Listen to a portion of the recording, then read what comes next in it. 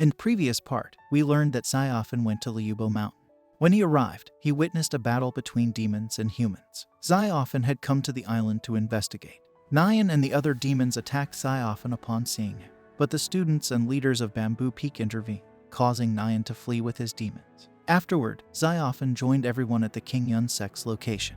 Jinyu approached Xiaofan, inquiring about his condition. Xiaofan noticed Zoe and James together. Jinyu also informed Xiaofan that Zoe and James were about to get married. Learning this news deeply hurt Xiaofan, leading to the dominance of demonic powers within him. However, the people present were unable to comprehend the situation. Now, in the current part, we observe Xiaofan at the beginning, completely out of control due to the influence of evil powers, moving towards Zoe and James. Witnessing this, Song approached Xiaofan, asking him about what was happening.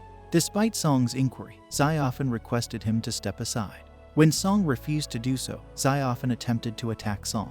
However, the leader of Bamboo Peak intervened, attacking Xiaofan and throwing him away. This incident led to others questioning whether Xiaofan had been possessed by demonic powers. Due to the leader's intervention, the influence of the evil power on Xiaofan came to an end. However, Xiaofan found himself in a state of confusion, not understanding what was happening. Fearing his own weapon, he threw it away and, sitting on the ground, confessed to the leader that he had made a mistake in attacking Senior Song. Xiaofan asked for punishment. Upon hearing Xiaofan's confession, Song explained to the leader that Xiaofan didn't act intentionally. However, the leader scolded Song and silenced him, preventing further explanation. The unfolding events reveal a complex and tense situation, with Xiaofan caught in the struggle between the effects of demonic powers and the misunderstanding of those around him. At the same time, Zoe asked Xiaofan what happened to him just now. Hearing this, Xiaofan replied, "I do not know. I feel as if I am going mad." The leader then started moving towards Xiaofan. Seeing this, Jinyu told the leader to protect Xiaofan and asked what they wanted to do with him. However, James intervened, stopping Jinyu and explaining that it was an internal matter of Big Bamboo Peak, advising Jinyu to leave. In response, Jinyu expressed concern, saying that if she left, she couldn't imagine how much people would torture Xiaofan. Xiaofan, hearing this, told Jinyu to go away because he had made a mistake and believed he must be punished. James then intervened, dragging Jinyu away from the scene.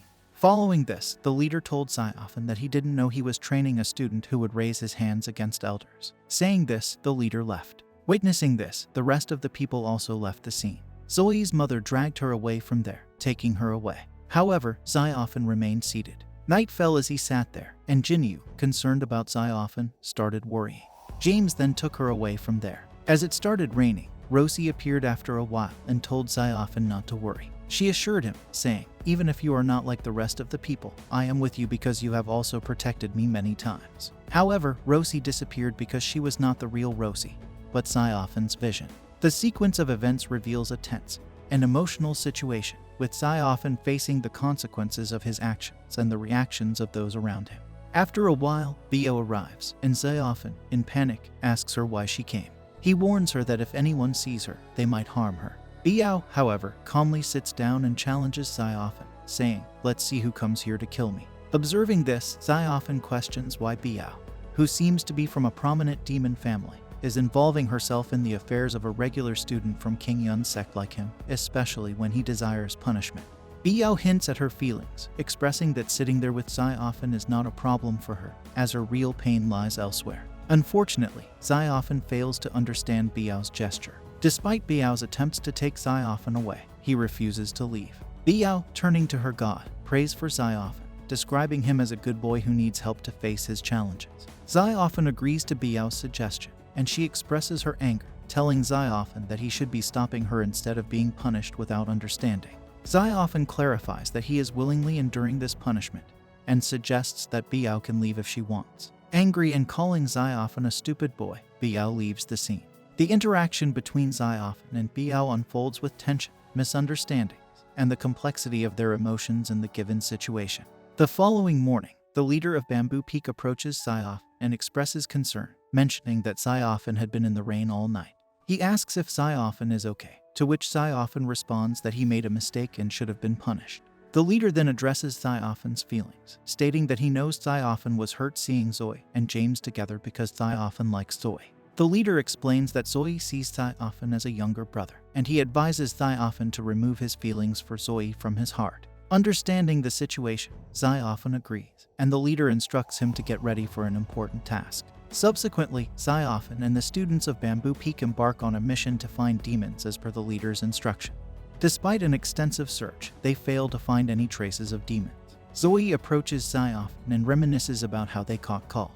To lift Xiaofan's spirits, Zoe starts flying swiftly using her ribbon, distancing themselves from the group. While flying, Xiaofan and Zoe spot a cave and decide to explore it in case demons are hiding inside. Upon entering, they find it empty, and Zoe assumes it's just a common cave. However, they discover another passage within the cave. Venturing further, they begin to hear sounds, realizing that there are demons nearby. Hiding, they listen to the demons, including Biyao, who is being informed by a demon about the presence of a beast named Qingyun on the island. The demon mentions that despite humans being on the island, the beast's identity remains unknown. Another demon informs Biyao that 2 out of the 7 Qingyun Sect masters have arrived, and they cannot confront them. Upon hearing this, the demon with the mask informs Biyao that they want to meet her father, the Ghost King, but he hasn't come. He suggests that maybe her father wants them to fight humans, putting them all in danger. Nyan also voices the concern that they haven't found the beast they are looking for, and they need the Ghost King to come and explain the situation. Other demons support Nyan's suggestion. In response, Biyao clarifies that her father, like them, is a demon and opposes humans, assuring them he wouldn't betray them. The masked demon challenges Biyao, asking why her father doesn't come forward. Another demon intervenes, advising against embarrassing Biyao, and emphasizing the need for unity to prevent the Qingyun Sect from taking advantage of their internal conflict. The Poison Sect leader dismisses the concern, believing they are safe as long as they stay together. The masked demon warns the Poison Sect leader about the numerous humans present, suggesting that an attack from them could lead to casualties in the Poison Sect. Shocked, the Poison Sect leader contemplates the consequences. A hunter demon suggests that if they continue arguing, the Qingyun Sect might attack and defeat them. He proposes they retreat. The masked demon suggests granting individuals the freedom to decide whether to stay or leave. Biyao becomes suspicious of the masked demon's motives and questions his sect affiliation. The masked man claims to be a regular demon with no sect allegiance. Biyao attacks him, but he skillfully avoids her strikes, prompting her to suspect him of being human. In response, the masked man brandishes his sword, creates a formation, and stops Biyao in her tracks. The unfolding events reveal tensions among the demons, with questions of loyalty, fear of the Qingyun Sect, and the masked demon's mysterious identity adding complexity to the situation. Now, recognizing the formation and sword, Biyao realizes that the man is from the Qingyun Sect, spying on them by posing as a demon. Biyao pursues him, and Xiaofan and Zoe also learn about his true identity, deciding to assist Biyao. In the chase, Biyao launches attacks, but the man skillfully evades them, escaping her pursuit. Undeterred, Biyao uses her bells, causing the man intense pain. However, he retaliates and advances toward Biyao with his sword, causing her to fall behind. Despite her efforts to escape, the man relentlessly attacks, and Biyao manages to fend him off momentarily. Witnessing the intense struggle, the man becomes enraged and initiates a powerful attack with the intent to kill Biyao. In the nick of time, Biyao's father, Renwang, intervenes and hurls the man away with a forceful strike. Xiaofan and Zoe also arrive to assist the man. Renwang advises Biyao against using the sacred bells in such a manner. Biyao acknowledges this, and Zoe, driven by anger, moves to attack Renwang. However, the man stops Zoe, recognizing Renwang's formidable power. The unfolding events reveal the complexity of relationships, the use of sacred artifacts, and the arrival of powerful figures like Renwang, introducing a dynamic and tense situation. This brings an end to our episode. If you enjoyed it, then don't forget to like, share, and subscribe.